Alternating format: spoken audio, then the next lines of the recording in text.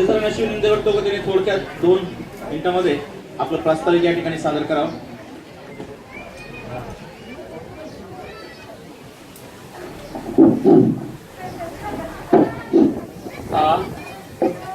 जिल्हा परिषद माध्यमिक शाळा टाकळशी आज आपल्या प्रशालेला भेट देण्यासाठी पुण्यावरून करिश्मा फाउंडेशन पुणे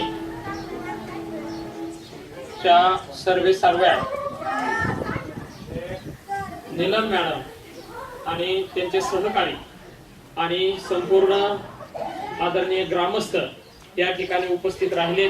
त्याबद्दल प्रशालेच्या वतीनं संपूर्ण ग्रामस्थांचं आणि आदरणीय पाहुण्यांचं आपण स्वागत करूया. आज विद्यार्थी मित्रांनो, जास्तीचा वेळ घेत नाही. आता मॅडम पुण्यावरून आणि गावांना भेटी देत किंवा दुष्काळाच्या परिस्थितीची जाणीव घेत या ठिकाणी पूर्ण महाराष्ट्रामध्ये फिरतायत. असं कोणी काम करणार आपल्या महाराष्ट्रामध्ये देशामध्ये आपल्याला पाहायला मिळत नाही. आपण जी सध्या परिस्थिती पाहतोय आपल्या महाराष्ट्रामध्ये असेल देशामध्ये असेल, प्रत्येक माणूस हा स्वतःच पाहण्यामध्ये गुंतलेला आहे. स्वतःसाठी काहीतरी पाहिजे, स्वतःचं विश्व निर्माण करायचं, भरमसाठ अशी संपत्ती मिळवायची आणि त्या संपत्तीच्या जोरावरती वेगवेगळे जे स्वइच्छेला येतील ते छंद बाळगत त्या ठिकाणी फिरायचं. मला अभिमान वाटला आज. मी शरद गर्जे यांना म्हणायचो की माझ्या ग्रामीण भागातील मुलांना देण्यासाठी मॅडम आतापर्यंत भरपूर लोक या ठिकाणी आली, भरपूर जण आम्ही रिक्वेस्ट केली, बरेच लोक या ठिकाणी गावाला किंवा शाळेला भेटी देऊन गेली, परंतु आमच्या या चिमुकल्यांसाठी आणखी कोणी 1 रुपया सुद्धा या ठिकाणी दिलेला नाही. परंतु मला आज अभिमान वाटला की या ठिकाणी आमच्या गावाची या चिमुकल्यांची जी व्यथा आहे ही मी आता मॅडमला सर्व व्यथा ऑफिसमध्ये तुमची सांगितली की माझ्या शाळेमध्ये एकूण 9 गावची मुलं येतात. 9 गावच्या मुलांना कोणाला सायकल नाही, याच्यामध्ये 40% मुलं बिगर चापलाची बोटाची येतात.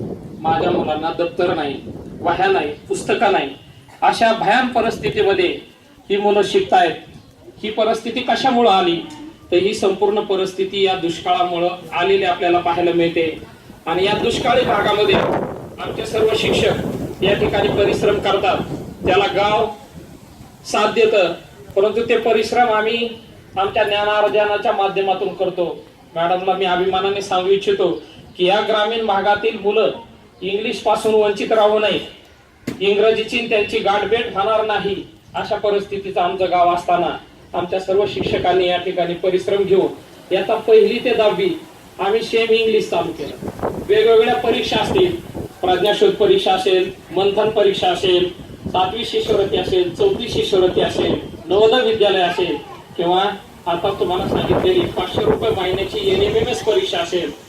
अगदी 90 किलोमीटर माझ्या जिल्ह्यापासूनच हे गाव आणि या गावची आतापर्यंत 500 रुपये शिष्यवृत्तीच्या परीक्षेमध्ये 62 मुलं पात्र ठरली. ही एक आमच्या अभिमानाची गोष्ट आहे. लातूर